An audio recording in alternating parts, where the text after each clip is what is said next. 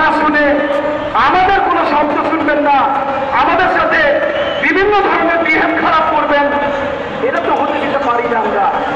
আমরা ছেলে হারিয়েছি, কেউ আছে এক সন্তান, আবার এক সন্তান মারা গেছে। আমি দুঃখটা বুঝি।